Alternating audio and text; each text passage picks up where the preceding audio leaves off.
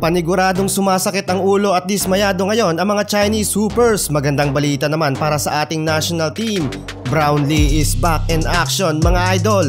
Kasunod ng pag-anunsyo ng Samahang Basketball ng Pilipinas para sa prospect ng bagong naturalized player or alternative naturalized na pamalit if ever na hindi available si Justin Brownlee, Benny Boatwright ang pinaka-target ni Coach Tim Cone at ng SBP, pero matatagal lang mangyari ito mga idol dahil sa rules ng FIBA para mabigyan ng citizenship si Boatwright dito sa Pilipinas. Worst case scenario mga idol, or hindi naman worst case, isa sa mahuhugot agad-agad ng Gilas Pilipinas at ng SBP pamalit kay JB ay si Ange Kwame na kasalukuyang naglalaro sa Liga sa France. Yun nga lang mga idol, tambak na ng big man ang Final 12 ni Coach Tim Cone pag nangyari yon na may Kai Soto, AG Edu at Carl Tamayo. Kaya yung target ni Tim Cone ay yung power forward na dominante sa loob ng court, may tira sa outside shooting, mapa mid-range shot or low post. Pero no worries at problem na mga idol dahil excited na nga si Justin Brownlee na makapag-practice sa Gilas Pilipinas at makapaglaro sa first window ng FIBA World Cup Asian Qualifiers ngayong February. Ayon sa balitang nakalap natin sa GMA News, klarado na mga idol ang pangalan ni Justin Brownlee sa FIBA at pwede na maglaro sa Gilas Pilipinas.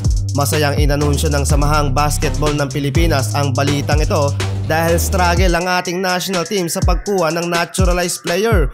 3 buwan mga idol ang ipinataw kay JB ng FIBA Association na hindi makapaglaro sa anumang liga ng basketball. Kaugnay yan mga idol sa isinagawang anti-doping test ng China matapos magpositibo si Justin Brownlee sa ipinagbabawal na substance. Sa 3 buwan na pamamahinga ni JB, ikalungkutang hindi nakapasok ang kanyang kupunan sa PBA Finals. Siya pa naman mga idol ang tagabuhat sa Barangay Ginebra at dinominate lang mga idol ni Benny Boatwright.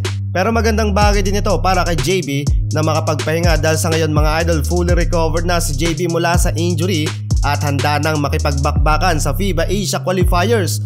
With clearance out mga idol ng FIBA, malamang sa malamang mga idol ay pauwi na din si JB dahil sa kanya na din mismo nang galing na gusto na niyang umuwi pabalik dito sa Pilipinas. Kasama mga idol si Justin Brownlee sa long-term plan ni Coach Tim Cone para sa ating national team. Approximately 4 years mga idol na magiging head coach si Tim Cone ng Gilas Pilipinas.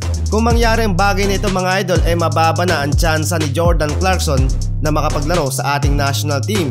Samantalang tuloy pa rin naman mga idol ang plano ng SBP para kay Benny Boatwright. Magandang ideya ito mga idol lalo na kung mabibigyan si Boatwright ng nationality dito sa Pilipinas.